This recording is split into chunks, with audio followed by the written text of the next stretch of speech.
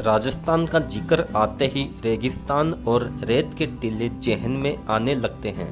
हम आपको इस वीडियो में ऐसे राजस्थान से रूबरू कराएंगे जहां हरी भरी वादियों में बहती 7 धाराएं हैं, पानी के कुंड हैं, वैष्णो देवी जैसी कठिन यात्रा है और पांडवों से जुड़ी मान्यताएं हैं।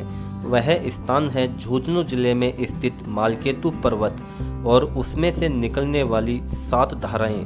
तो आज के इस वीडियो में हम जानेंगे मालकेतु पर्वत से निकलने वाली 7 धाराओं के बारे में। तो चलिए दोस्तों, वीडियो को फटाफट से शुरू करते हैं। मालकेतु पर्वत से निकलने वाली सबसे पहली जलधारा है लोहारगल के सूर्य कुंड से निकलने वाली जलधारा। सबसे पहले बात करते हैं कि इस स्थान का लोहारगल नाम क्यों पड़ा। कहा जाता है कि महाभारत युद्ध समाप्ति के पश्चात पांडव जब अपने स्वजनों की हत्या करने के पाप से अत्यंत दुखी थे, तब श्री कृष्ण की सलाह पर पाप मुक्ति के लिए विभिन्न तीर्थ स्थलों के दर्शन करने के लिए गए। श्री कृष्ण ने उन्हें बताया था कि जिस तीर्थ में तुम्हारे हथियार पानी में गल जाएं, वही तुम्हारा पाप मुक्ति का मनोरथ पूर्ण होगा। घूमते घूमते पांडव लोहारगल आ पहुँचे तथा जैसे ही उन्होंने यहाँ के सूर्य कुंड में स्नान किया, उनके सारे हथियार गल गए।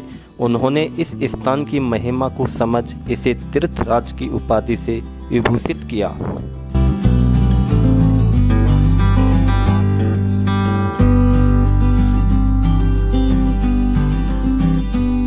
मालकेतु पर्वत की 24 कोसीय परिक्रमा में आने वाले श्रद्धालु यहाँ के सूर्य कुंड में स्नान करके अपनी परिक्रमा की शुरुआत करते हैं और भाद्रपद मास की अमावस्या को इसी सूर्य कुंड में स्नान करके अपनी परिक्रमा को पूर्ण करते हैं। वर्षा ऋतु में यहाँ का प्राकृतिक सौंदर्य देखने लायक होता है, जो पर्यटकों को अपनी ओर आकर्षित करता है। लोहारगल धाम में हजारों की संख्या में देसी आम के पेड़ हैं, जिनके भारी मात्रा में आम लगते हैं, जिनसे खुशबूदार आम का अचार बनाया जाता है, जिसकी दूर दूर तक मांग रहती है।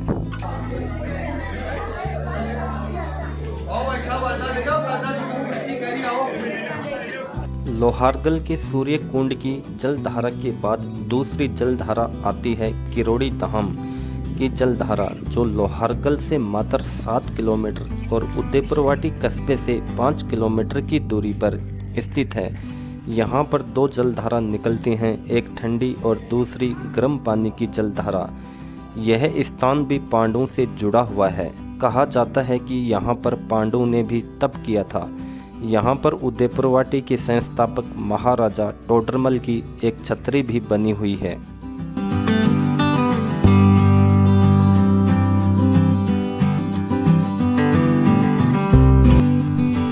मालकेतु पर्वत से घिरा यह स्थान वर्षा ऋतु में बहुत ही सुंदर दिखाई देता है।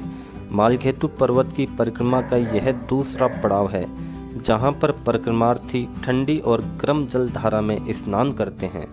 मालकेतु पर्वत से निकलने वाली तीसरी जलधारा है शाकंभरी धाम की जलधारा, जो हजारों सालों से अविरल बहती आई है, किंतु हाल ही के वर्षों में प्राकृतिक जलधारा के आसपास कई ट्यूबवेल लग जाने के कारण यहाँ की प्राकृतिक जलधारा में पानी आना बंद हो चुका है। लोहारगल की 24 कोसीय परिक्रमा के दौरान यहाँ स्थित कुंड में नलकूप से पानी भर दिया जाता है और श्रद्धालु उसमें स्नान करके माँ शाकंभरी के दरबार में ढोक लगाकर परिक्रमा पथ पर आगे बढ़ जाते हैं। एक समय था जब यहाँ 7 कुंड हुआ करते थे, जिनमें मालकेतु पर्वत से निकलने वाली प्राकृतिक जलधारा वर्ष भर लगातार बहा करती थी और माँ शाकंभरी के मंदिर के चारों तरफ आम के विशाल वृक्ष हुआ करते थे, जिनके कारण यहाँ की प्राकृतिक छटा मन को मोह लेती थी और माँ के दरबार में आने वाले श्रद्धालुओं को एक नई ऊर्जा से भर देती थी।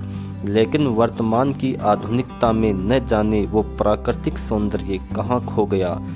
शायद वो पहले वाला दृश्य दोबारा देखने को कभी नहीं मिलेगा। माँ शाकंभरी की प्राकृतिक जलधारा के बाद परिक्रमा मार्ग पर आगे बढ़ने पर मात्र 3 किलोमीटर दूर मालकेतु की तलहट्टी में चौथी जलधारा आती है, जिसको नागकुंड के नाम से जाना जाता है। यह जलधारा बियाबान जंगल के बीच में स्थित है। आम और अर्जुन के विशालकाय वृक्षों के बीच स्थित इस जलधारा के पास प्राचीन विष्णु जी का मंदिर स्थित है। यह जलधारा भी वर्ष भर लगातार बहती रहती है।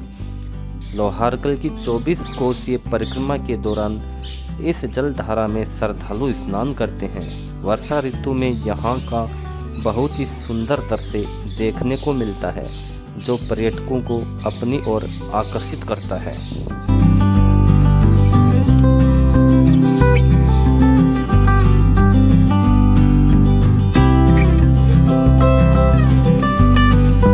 नागकुंड से परिक्रमा मार्ग पर आगे बढ़ने पर मात्र 3-4 किलोमीटर दूर 5वीं जलधारा आती है, जो टपकेश्वर महादेव के नाम से जानी जाती है। यह जलधारा मालकेतु पर्वत पर मात्र 200 मीटर की ऊंचाई पर स्थित है। यहाँ पर एक पीपल के वृक्ष की जड़ों में जलधारा निकलती है, जिसमें वर्ष भर पानी निकलता रहता है। परिक्रमा के दौरान श्रद्धालु इसमें स्नान करते हैं। यहाँ एक विशाल वट वृक्ष है, जो संपूर्ण टपकेश्वर धाम पर छाया हुआ है। टपकेश्वर धाम में जलधारा के पास एक महादेव जी का मंदिर भी बना हुआ है, जिसके कारण इस जलधारा का नाम टपकेश्वर महादेव रखा गया है। यहाँ भी वर्षा ऋतु के दौरान मन को मोह लेने वाला प्राकृतिक दृश्य देखने को मिलता है। टपकेश्वर धाम से 2-3 किलोमीटर आगे चलने पर आती है मालकेतु पर्वत से निकलने वाली छठी जलधारा, जिसको शोभावती के नाम से जाना जाता है। यह धाम शोभावती नदी के तट पर स्थित होने के कारण इसका शोभावती धाम नाम पड़ा। यहाँ भी पहले वर्ष भर पानी निकलता था, किंतु हाल ही के वर्षों में यह जलधारा भी सूख चुकी है।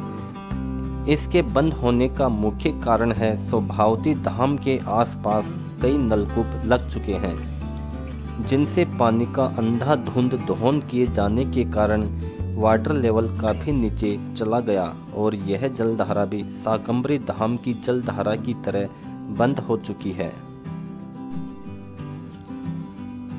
शोभावती धाम में कई मंदिरों का समूह है, जिसमें गंगा माता का मंदिर प्रमुख है। यह धाम कई साधु संतों का आश्रय स्थल है।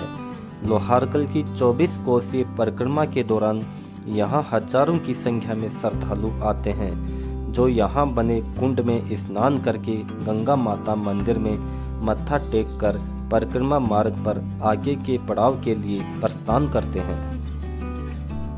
मालकेतु पर्वत से निकलने वाली 7वीं और अंतिम जलधारा है खोरीकुंड, जो सीकर से उदयपुरवाटी जाने वाली रूट पर रामपुरा ग्राम के पास मालकेतु पर्वत की तलहट्टी में स्थित है। यहाँ पर भी मालकेतु पर्वत से एक जलधारा वर्ष भर बहती रहती है, जिसमें परिक्रमा के दौरान श्रद्धालु स्नान कर अपनी मालकेतु पर्वत की परिक्रमा के 7वें पड़ाव को पूर्ण करते हैं। खोरीकुंड में सर्दी की ऋतु में मात्र 1 घंटा ही सूर्य की धूप आती है। यहाँ से मालकेतु पर्वत का बहुत ही सुंदर दृश्य भी नजर आता है। 24 कोसीय परिक्रमा का यह अंतिम पड़ाव होता है। इसके बाद श्रद्धालु यहाँ से लोहारकल पहुँचते हैं, जो मात्र 5 किलोमीटर की दूरी पर स्थित है। लोहारकल के सूर्य कुंड में भाद्रपद मास की अमावस्या को स्नान करके अपनी मालकेतु पर्वत की 24 कोसीय परिक्रमा को संपन्न करते हैं। तो दोस्तों, ये थी शेखावाटी में स्थित मालकेतु पर्वत से निकलने वाली 7 जलधाराओं की जानकारी। उम्मीद करता हूँ कि यह वीडियो आपको पसंद आई होगी। वीडियो अच्छी लगी हो तो कमेंट करके ज़रूर बताइएगा। मिलते हैं नेक्स्ट वीडियो में, तब तक के लिए नमस्कार। जय हिंद, जय भारत।